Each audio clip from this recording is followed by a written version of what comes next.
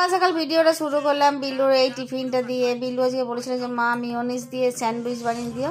ওই ক্যাপসিকাম পেঁয়াজ শসা সব কাঁচা কেটে তোমার আর মিওনিস মাখিয়ে পাউরুটি সেকে টিফিনটা বানিয়ে দিলাম। তারপর ভাবলাম ভাতে কি রান্না করবো, কেননা বাইরে আজকে আমার একটু কাজ আছে আর সেটা করতেই হবে। তো ওই জন্য ভাতে ভাবলাম মটরশুঁটি ছাড়াই মটর দানা দিয়ে আজকে আমি বানাবো বাঁধাকপির তরকারি। তার জন্য চট করে কিছু ব্যবস্থা করে নিয়েছিলাম। প্রথমেই মটর ভিজিয়ে নিয়ে আর সেদ্ধ করে নিয়েছিলাম নুন দিয়ে। বাঁধাকপি কেটে নিয়েছি, আলু কেটে নিয়েছি, সেটা তো তোমরা জানো, এটা আর দেখাবার কিছু দরকার নেই।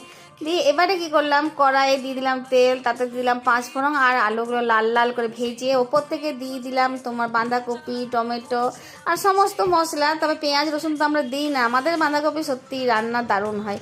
তো ওই জন্য দিয়ে দিলাম তোমার হলুদ নুন চিনি পরিমাণ মতন সব কিছু, আর জিরে গুঁড়ি ধনে গুঁড়ি একটু আদা লঙ্কা বাটাও দিয়েছিলাম, কেননা আদা বাটা দিলে কিন্তু খেতে খুব ভালো লাগে। অবশ্য সবসময় না দিলেও চলে, কিন্তু এখন যে ভিডিও করছি তাহলে আদা বাটাটা তো দেখাতে হবে। তো আদা বাটা দিয়ে দিয়েছিলাম। আর এই দেখো মটরশুঁটির জায়গায় দিয়েছিলাম মটর দানা, শুকনো মটর যেটা পাওয়া যায় দোকানে কিনতে ঘুগনির জন্য, সেটাই ভিজিয়ে রেখে সেদ্ধ করে দিয়ে দিলাম।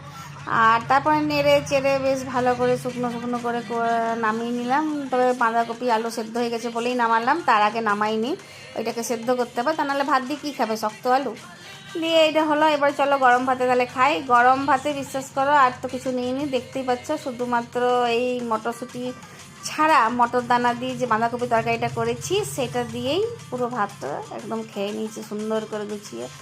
আর তোমাদেরও যদি মনে হয় যে মটরশুঁটি ছাড়া বাঁধাকপির তরকারি করব, তাহলে মটর সেদ্ধ দিয়ে করতেই পারো। খেয়ে তো একবার দেখো, দারুণ লাগবে, দুর্দান্ত লাগবে, ভালো লাগবে। ভালো লাগলে লাইক শেয়ার কমেন্ট অবশ্যই করো। আজকে তাহলে আসি, কাল আবার রান্নাঘরে ফিরে আসবো। ধন্যবাদ।